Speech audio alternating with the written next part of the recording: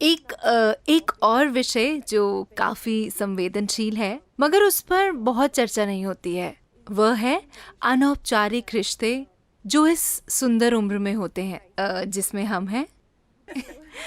अपने बारे में थोड़ी अच्छी बातें कहनी थी। आजकल लोग शारीरिक संबंध बनाते हैं, लेकिन इन रिश्तों में ज्यादा भावनाएं नहीं होती। हम इस विषय पर आपकी आपकी राय जानना चाहते हैं। अगर लोग अपनी मर्जी से ऐसे रिश्ते बनाते हैं तो क्या ये सही है या ये क्या है? क्या मैं एक चुटकुला सुना सकता हूँ? बिल्कुल, मुझे चुटकुले पसंद हैं। एक मिसेस भाटिया थी। कोई भाटिया तो नहीं है? मैं नाम बदल सकता हूँ। एक मिसेस भाटिया थी जिनकी शादी की 50वीं वर्षगांठ थी। वर्षगांठ मनाने के बाद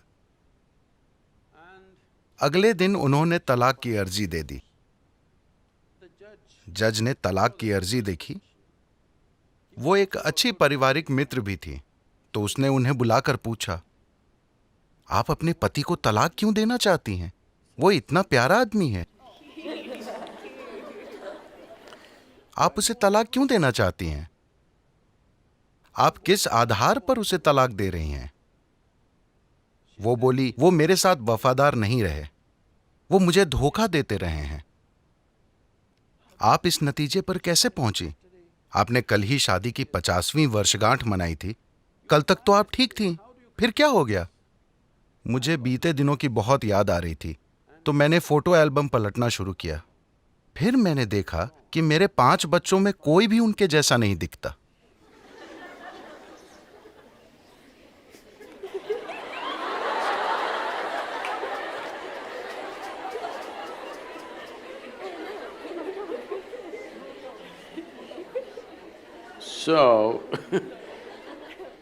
देखिए, अभी क्या आपको याद है कि 10 पीढ़ी पहले आपकी दादी की दादी की दादी कैसी दिखती थी? नहीं, मगर उनकी नाक अभी आपके चेहरे पर मौजूद है। आपके शरीर को याद है, हाँ या ना? आपके शरीर को लाखों साल पहले आपके पूर्वजों की त्वचा का रंग भी याद है, अभी तक वो भूला नहीं है। तो जिसे आप मेरा शरीर कह रहे हैं, वो यादों का एक बहुत बड़ा संग्रह है ना? आपके दिमाग में मौजूद यादाश्त बहुत कम है। आपके शरीर में मौजूद यादाश्त, There is evolutionary. उसमें क्रमिक विकास की यादें हैं, जेनेटिक यादें हैं, कर्म की यादें हैं, व्यक्त और अव्यक्त स्तर की यादें हैं, ढेर सारी यादें हैं।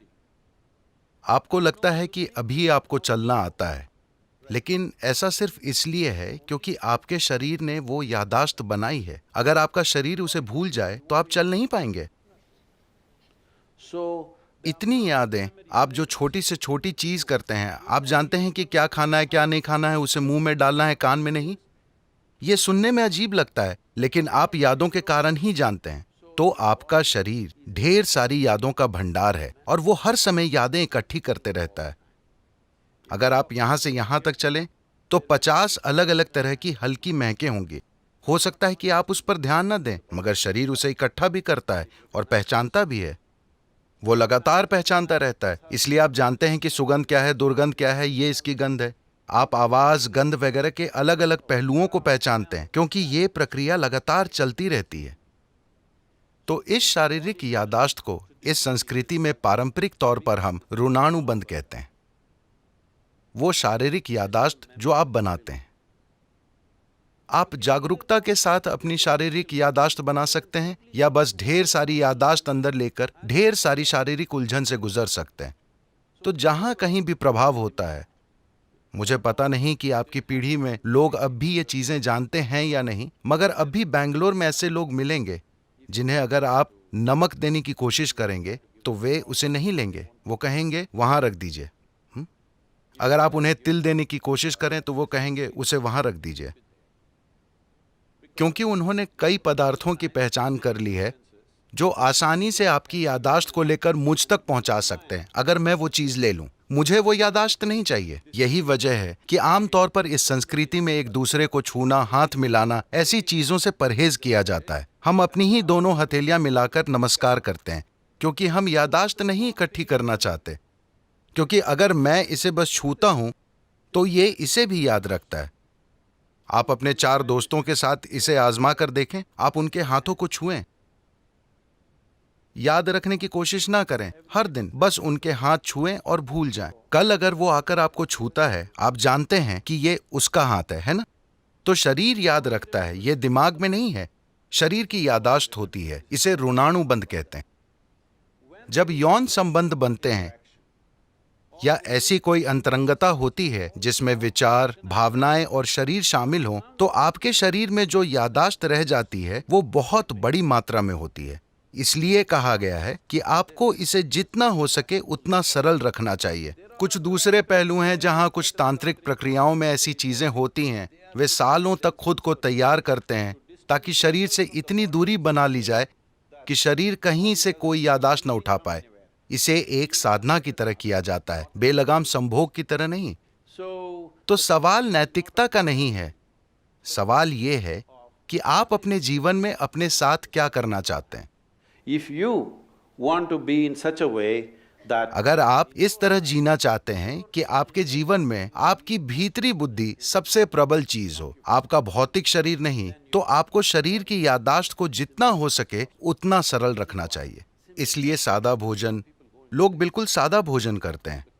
अब भी मैं दिन में 1 बार भोजन करता हूं और भोजन में सिर्फ एक चीज खाता हूं, 10 नहीं। मैं वो चीजें दूसरे दिन खा लूंगा, मगर आज मैं सिर्फ एक चीज खाऊंगा।